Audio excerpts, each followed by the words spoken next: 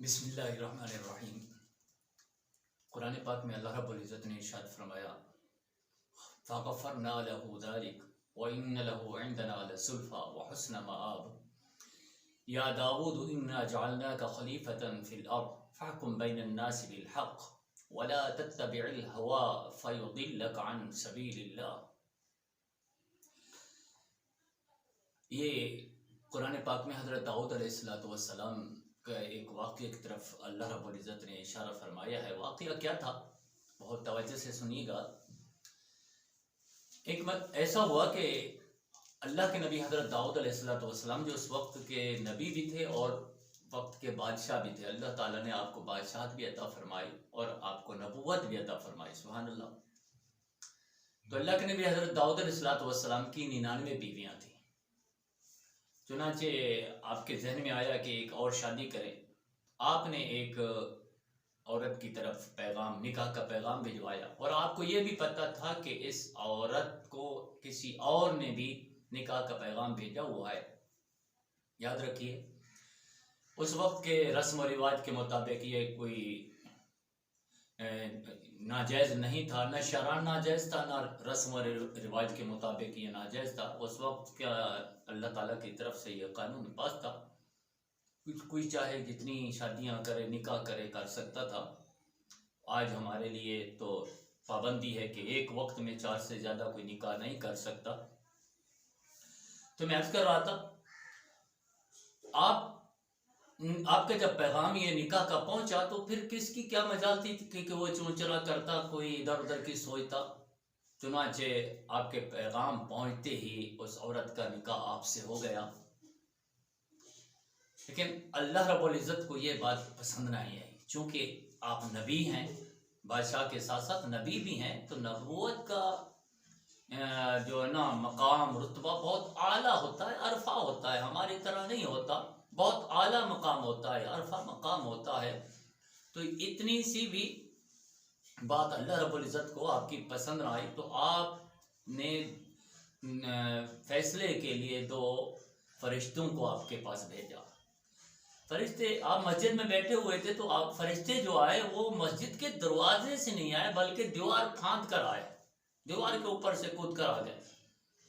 اللہ کے نبی حضرت داؤد علیہ السلام ان کو دیوار پھاندتا ہوا دیکھ لیا تو آپ ڈر گئے کہ کہیں یہ میرے مخالف تو نہیں ہے، کس لیے آئے ہیں، کون ہیں یہ، کیسے آ رہے ہیں، ڈر گئے۔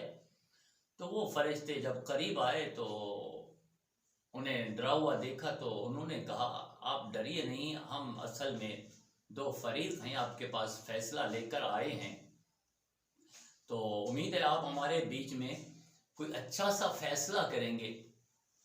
تو آپ نے فرمایا جی آپ بیان کیجئے، اپنا فیصلہ بیان کیجئے، کیا فیصلہ کرنا ہے، کیا مسئلہ بیان کیجئے تو میں فیصلہ کر دیتا ہوں۔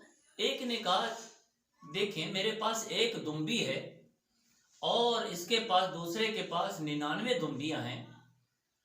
اب یہ 99 دمبیوں والا چاہتا ہے کہ یہ میں اپنی ایک دمبی بھی اس کو دے دوں، تو جبکہ میں دینا نہیں چاہتا، لیکن یہ زبردستی میرے اوپر دھوس جما کر اور روب سے یہ مجھ سے ہتھیانا چاہتا ہے، لینا چاہتا ہے۔ تو اس بارے میں آپ فیصلہ کیجئے کہ کیا کریں۔ آپ نے فرمایا یہ تو صحیح نہیں ہے، اس کی ایک ہے تو وہ تمہارے پاس ایک بھی رہنے نہیں دے رہا، اور یہ زبردستی اپنے دمبیوں کے ساتھ اس کو ملا رہا ہے، تو یہ جو سانجے کی چیز ہوتی ہے یہ تو ویسے اچھی نہیں ہوتی۔ آپ نے فرمایا ایسا نہیں ہے، بلکہ جس کے ایک والے کو کہا تم اپنی ایک اپنے پاس رکھو، اور 99 والوں کو کہا کہ تم اپنے ان 99 دمبیوں پر گزارا کرو۔ انہوں نے کہا ٹھیک ہے، بہت شکریہ، آپ نے فیصلہ فرما دیا۔ وہ چلے گئے۔ ان کے جانے کے بعد اللہ اکبر، آپ کو ایک جھٹکا سا لگا، آپ کا ماتھا ٹھنکا کہ یہ تو دراصل میرا امتحان تھا، میرے فیصلے کا امتحان تھا۔ یہ تو دراصل مجھے سمجھانے کے لیے آئے تھے کہ میرے پاس 99 بیویاں تھیں، میں نے وہ ایک شخص جو شادی کرنا چاہتا تھا اس کے پاس ایک بھی نہیں تھی، وہ ایک نکاح کرنا چاہتا تھا، لیکن میں نے جو اپنا پیغام بھجوا کر زبردستی سے اس کا نکاح اس عورت کا نکاح اپنے ساتھ کروا لیا۔ تو جو ہی یہ بات آپ کی سمجھ میں آئی آپ فوراً اللہ کی بارگاہ میں جھک گئے، سجدے میں اپنا سر رکھ دیا اور اللہ رب العزت سے معافی مانگنے لگے، جس کو اللہ رب العزت نے بیان فرمایا بسم اللہ الرحمن الرحیم فغفرنا له ذلك وإن له عندنا لزلفى وحسن مآب۔ اللہ کے نبی حضرت داؤد علیہ السلام نے ہماری بارگاہ میں اپنا سر مبارک جھکا لیا اور بخشش طلب کرنے لگے تو ہم نے انہیں معاف کر دیا، اور وہ بہترین میرے نبیوں میں سے ایک نبی تھے۔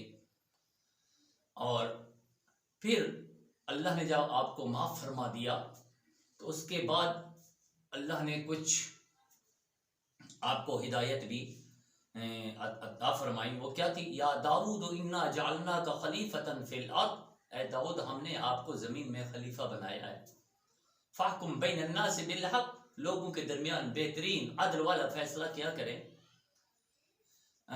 فیضلک عن سبیل ولا تتبع الہوی، اور خواہش کے پیچھے نہ چلے، خواہش کے پیچھے نہ چلے، فیضلک عن سبیل اللہ، یہ خواہشات رستے سے بھٹکا دیتی ہیں، خواہشات کی پیروی نہ کریں۔ یاد رکھیے، ہاں آج کا انسان بھی اسی خواہش کے پیچھے پیچھے چلتے چلتے چلتے سیدھے راستے سے ہٹ رہا ہے، اور خواہشیں ہیں کہ ختم ہونے کا نام نہیں لیتی۔